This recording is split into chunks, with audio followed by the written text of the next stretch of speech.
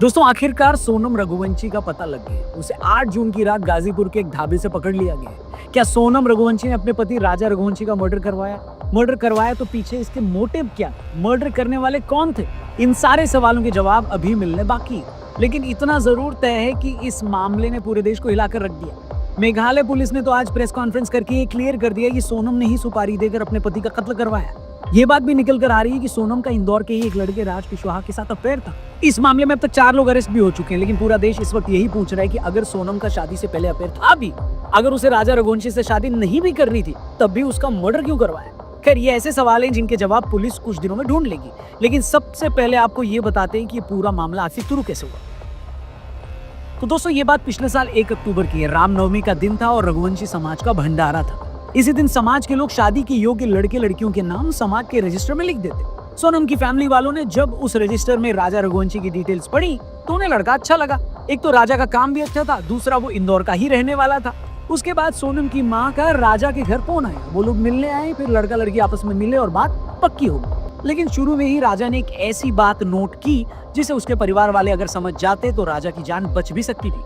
राजा ने एक दिन अपनी माँ को बताया कि सोनम मुझ में इंटरेस्ट नहीं ले रही है। राजा दरअसल सोनम के साथ फिल्म देखने जाना चाहता। सोनम ने इसके लिए मना कर दिया। राजा फोन भी करता था तो सोनम उनसे बात नहीं करती थी। राजा की माँ ने इस बारे में सोनम से पूछा तो उन्होंने कहा कि मैं ऑफिस में बिजी होती हूँ, इसलिए बात नहीं कर पाती। लेकिन ये बात तब आई गई हो गई। फिर आया 10 मई का वो दिन। दोनों की शादी हो गई, दोनों का परिवार खुश था। मगर यहाँ पर एक ट्विस्ट आया। राजा शादी के बाद कश्मीर घूमने जाना चाहता था, लेकिन पहलगाम हादसे के बाद वो प्रोग्राम उसे टालना पड़ा।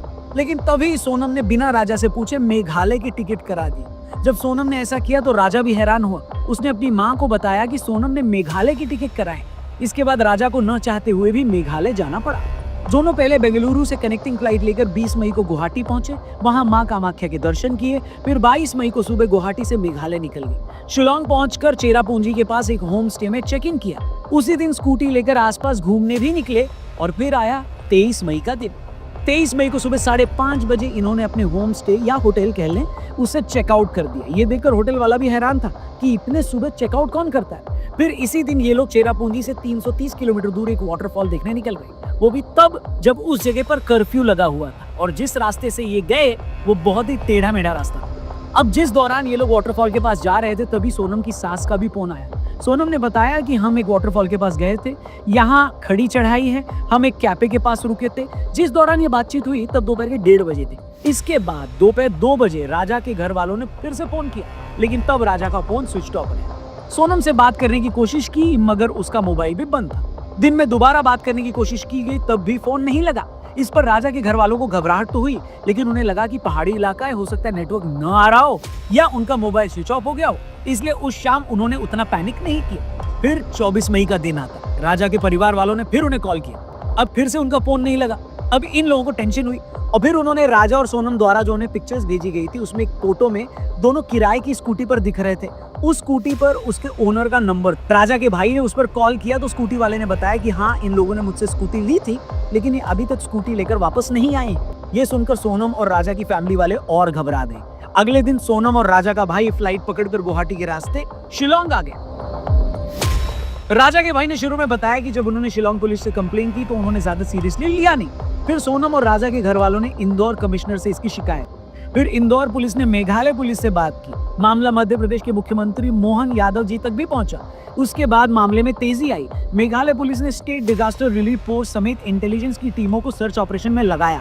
सबसे पहले इन्हें इन लोगों की एक लावारिस स्कूटी की शिकायत मिली। पता लगा कि ये वही स्कूटी है जो सोनम और राजा ने रेंट पर ली थी। जांच आगे बढ़ी तो पुलिस को एक बड़ा सुराग हाथ लगा। एक लोकल गाइड ने बताया कि उन्होंने सोनम और राजा को अपनी सर्विस ऑफर की थी, लेकिन उन लोगों ने कोई और गाइड ले लिया। मगर तभी गाइड ने एक ऐसी बात बताई जिसने सभी को हिलाकर रख दिया। गाइड ने बताया कि उन दोनों के साथ 3 लोग और थे जो उनसे हिंदी में बात कर रहे थे। अब मेघालय जैसी जगह पर तो कोई हिंदी बोलता नहीं। कोई लोकल आदमी टूरिस्ट के साथ हिंदी में बात करता है तो उसके डायलेक्ट से पता लग जाता है कि वो लोकल है। लेकिन गाइड ने बताया कि नहीं, वो 3 लोग लोकल नहीं थे। फिर ये भी पता लगा कि आखिरी बार जब सोनम अपने हस्बैंड राजा के साथ वाटरफॉल की तरफ जा रही थी तभी सोनम पीछे थी और वो 3 लोग राजा के साथ आगे थे। अब ये बात भी हैरान करने वाली है, जिस जगह वाटरफॉल है उसे सेफ नहीं माना जाता। यहाँ अक्सर बाहर से आने वाले लोगों के साथ लूटपाट होती रहती। कुछ साल पहले तो हंगरी से आए एक टूरिस्ट की भी मौत हो गई थी। ये एरिया बाहरी लोगों के लिए इतना अनसेफ है कि जब राजा और सोनम का भाई उन्हें ढूंढते हुए इस जगह पर आए तो लोकल लोगों ने कहा कि आप नाइट स्टे यहाँ पर मत करो। इसीलिए बड़ा सवाल ये है कि वो तीन अनजान लोग अचानक ऐसी जगह पर राजा और सोनम के साथ आने के लिए तैयार कैसे हो गए। लेकिन अब भी पुलिस के हाथ ज्यादा कुछ लगा नहीं। तभी जांच के दौरान 27 मई को 2 बैग पहाड़ी इलाके में मिले। ये बैग उस जगह से काफी दूर थे जहां इन दोनों की स्कूटी लावारिस हालत में मिली थी। फिर 3-4 दिन भारी बारिश के कारण सर्च ऑपरेशन को बार बार रोकना पड़ा। फिर आया दोस्तों 2 जून का दिन। पुलिस और रेस्क्यू टीमें सोनम और राजा से जुड़ा सुराग ढूंढने में लगी थी। तभी रेस्क्यू टीम को एक पहाड़ी के नीचे खाई में कुछ दिखाई दिया।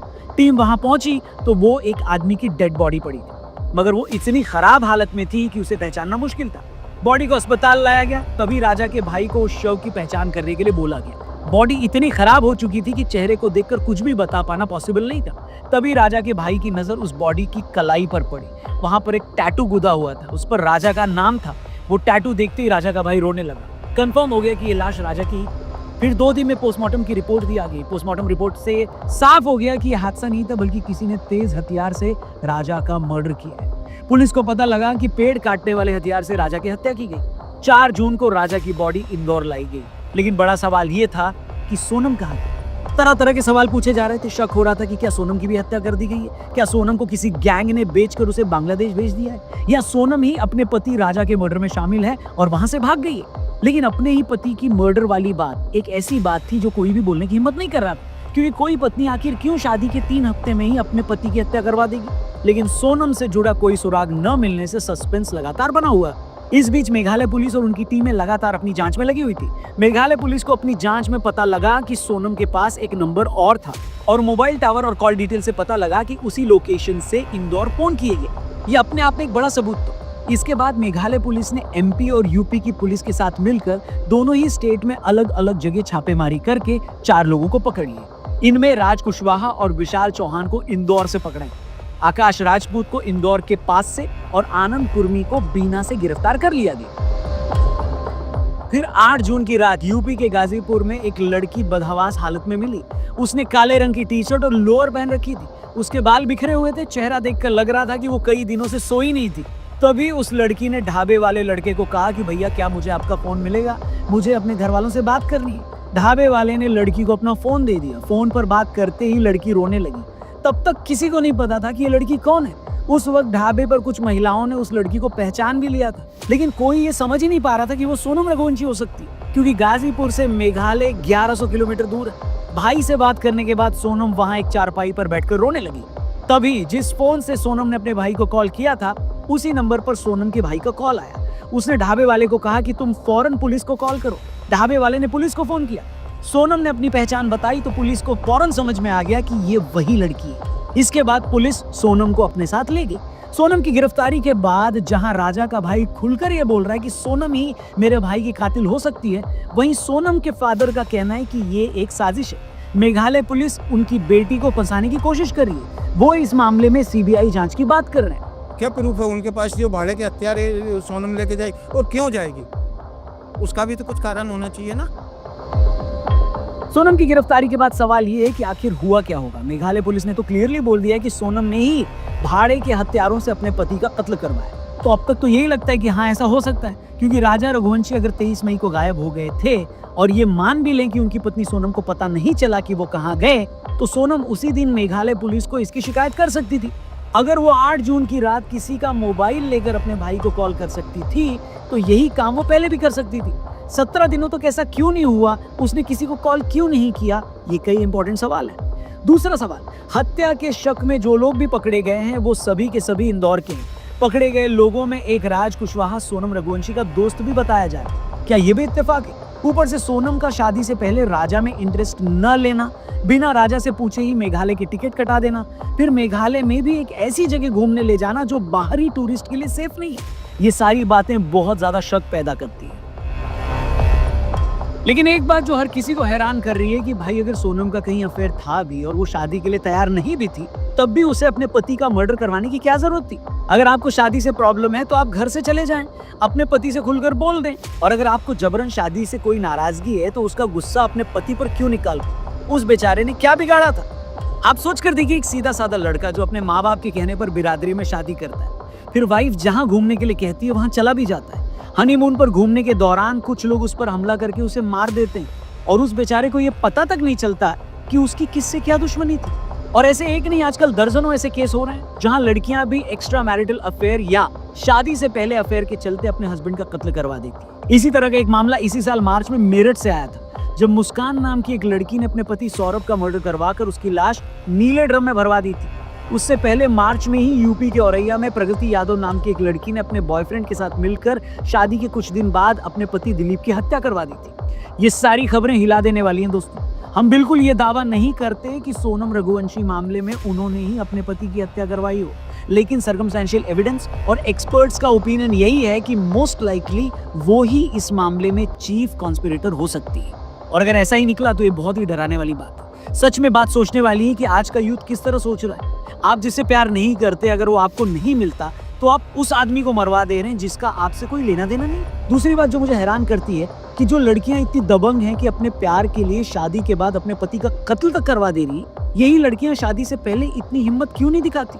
शादी से पहले माँ बाप को ये क्यों नहीं बोल देती कि मुझे कोई और लड़का पसंद है, मैं इससे शादी नहीं करूंगी? मतलब माँ बाप के सामने तो आप खुद इतना हेल्पलेस फील करते हो कि मजबूरी में शादी कर लेते हो, और अंदर ही अंदर इतना गुस्सा और जहर भरा होता है कि एक मासूम आदमी का कत्ल तक करने से पीछे नहीं हटते। मुझे नहीं पता ये कैसी सोच है, मगर इस सोच ने आज हजारों लाखों लोगों को डरा दिया। बाकी दोस्तों, आप भी कमेंट करके अपनी राय, अपना ओपिनियन जरूर शेयर करिएगा। क्या लगता है आपको इस केस में क्या हुआ होगा? बाकी चैनल को भी जरूर सब्सक्राइब करना। जल्दी मिलते हैं, अपना ख्याल रखिए। जय हिंद।